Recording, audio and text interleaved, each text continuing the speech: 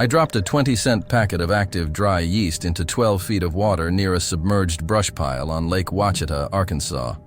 I set a stopwatch. In the exact 45 minutes that followed, I documented 18 crappie converging on that specific spot, resulting in a catch rate that mathematically dismantled every commercial scent product I had in my tackle box. We are not talking about luck, and we are not talking about isolated variables. We are talking about deploying a living biological organism into the water column to forcefully ignite a localized food chain from the microscopic level up. It was the third week of February, a notoriously difficult time for freshwater anglers. A heavy cold front had pushed through the state 2 days prior, dropping the barometric pressure and plunging the surface water temperature to a stagnant 51 degrees. Visibility was roughly 2 feet, colored by a slight clay stain from recent runoff. In these specific cold pre-spawn conditions, crappie are essentially in a state of metabolic lockdown. They hold incredibly tight to deep timber, suspending motionless in the water column to conserve caloric energy. They will not chase a fast-moving crankbait, and they will not expend energy investigating a poorly presented plastic jig. To catch them in this state, you have to put something directly in front of their face that convinces their central nervous system that feeding is not just an option, but a biological necessity. I anchored my boat approximately 15 feet upwind from a massive submerged oak tree. To establish a legitimate scientific baseline for this field test, I started with the industry standard. I pulled out a premium, tournament-grade crappie attractant gel. It cost $14.99 a tube, comes in a bright neon green paste, and the packaging promises a scientifically proven proprietary amino acid dispersion. I coated a 1/16 ounce white marabou jig in the thick gel, dropped it down to 10 feet right next to the thickest branches, and fished it methodically. I gave the commercial product a full, uninterrupted 40 minutes. I cast from every angle. I vertically jigged. I let it sit dead still. In those 40 minutes of intense focus, I caught exactly 2 crappie, and both of them were under 9 inches. Furthermore, the mechanics of the expensive gel were incredibly frustrating. Because it relies on a petroleum-based carrier to remain stable on a store shelf, the cold 51-degree water caused it to stiffen and wash off in chunks. I had to reapply the paste every 4 or 5 casts. It was tedious, it was mathematically inefficient, and the results were statistically mediocre. 2 fish in 40 minutes is not a pattern. It is a coincidence. I reeled up, wiped the $15 commercial paste off my jig, and reached into my bag for the alternative. I pulled out a standard 3-pack of Fleischmann's active dry yeast, the exact same kind they sell in the baking aisle of any local grocery store across the country. A single packet weighs 1/4 of an ounce and costs roughly 20 cents. I did not just rip the packet open and dump the dry powder onto the surface of the lake. That is a mistake that ruins the entire process, as the wind and surface tension will just carry the powder away. Instead, I grabbed a handful of damp shoreline sand, about the size of a baseball. I poured the 20-cent yeast packet directly over the sand and packed it tightly together, adding just 3 drops of lake water to bind it. This created a dense, biodegradable, weighted delivery system. I positioned my rod tip directly over the submerged timber and dropped the sand ball. It sank straight through the water column, penetrating the thermocline, and settled exactly at the base of the brush pile in the primary strike zone. I pressed the button on my stopwatch. The first 3 minutes were entirely silent. But at the 3-minute and 15-second mark, the physical environment began to change. Microbubbles, no larger than the head of a pin, began breaking the surface of the water in a steady vertical column. At exactly minute 7, my sonar screen began to light up. But it wasn't crappie. The screen filled with a massive, dense cloud of tiny blue and yellow pixels. It was a massive school of baitfish, primarily threadfin shad and juvenile minnows, swarming the exact coordinates where the yeast ball had landed. They were circling the bubbles erratically. At minute 12, the entire dynamic of the brush pile shifted.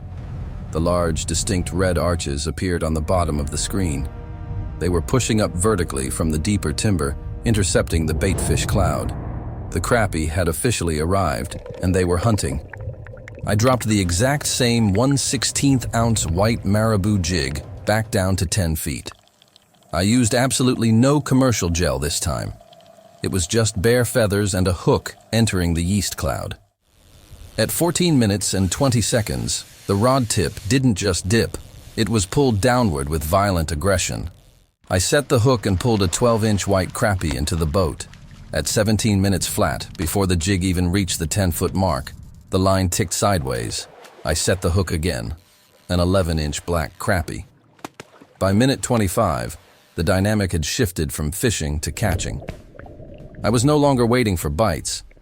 The crappie were so aggressively concentrated in that specific 4-foot column of water that they were inhaling the jig on the initial drop. By minute 35, the live well held 13 keeper-sized fish. When the stopwatch hit exactly 45 minutes, I pulled the 18th crappie over the rail of the boat. The data is absolute and irrefutable. 2 fish in 40 minutes using a $15 commercial attractant engineered in a laboratory. 18 fish in 45 minutes using a 20-cent baking product designed to make bread rise. To understand the brutal efficiency of this method, you have to stop looking at fishing through the lens of tackle store marketing and start analyzing it through the cold reality of microbiology and fluid dynamics. Commercial scents, gels, and sprays are biologically dead products. They are inert chemical polymers infused with synthetic odors and artificial flavorings. When they enter the water, they do absolutely nothing but slowly dilute until they wash away. They rely entirely on a fish accidentally swimming close enough to smell them. Yeast is a completely different mechanism.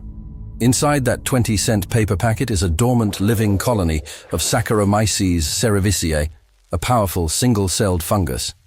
When those millions of dehydrated fungal cells hit the water and hydrate on the lake bottom, they literally wake up from their dormant state. They begin to aggressively respire. As they consume the microscopic organic sugars naturally present in the lake water, they trigger a biological chain reaction. First, they release a continuous stream of carbon dioxide.